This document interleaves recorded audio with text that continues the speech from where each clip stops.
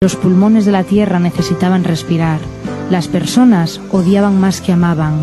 El padre necesitaba pasar más tiempo con los hijos. El rico pensaba que el dinero podía comprarlo todo, incluso la felicidad. Que el futbolista tenía más éxito que un sanitario. Que el estrés hacía temblar los corazones y las razas levantaron grandes fronteras. Y un día, de repente, el mundo se paró y entonces la tierra pudo respirar ese aire tan puro que tanto necesitaba.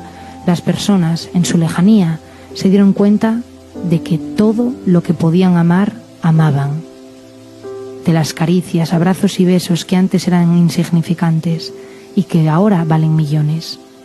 Que la familia estaba unida de nuevo, que el rico, al no poder salir de casa, tuvo que conformarse con unos bollos de pan.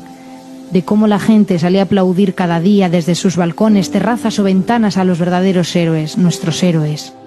Nuestras mentes se serenaban, reflexionaban, hablábamos con nosotros mismos, pues no había prisas.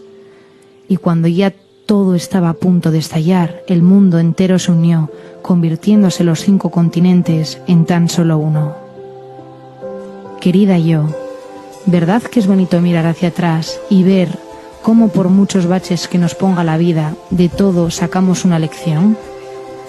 Por eso, valora más lo que tienes, por insignificante o poco que te parezca, porque quizás, como bien te decía antes, un día de repente el mundo pare y todo cambie, y lo que tenías desaparezca, se esfume como el humo de un cigarrillo. Valora el cariño de los tuyos, de los días de sol y de lluvia, de la época de exámenes y de los días infinitos de descanso, porque está claro que sin cielo no hay infierno, y que por desgracia, a no ser que nos pasen cosas como estas, no nos damos cuenta de lo maravillosa que es la vida. Y recordemos, vida no hay más que una.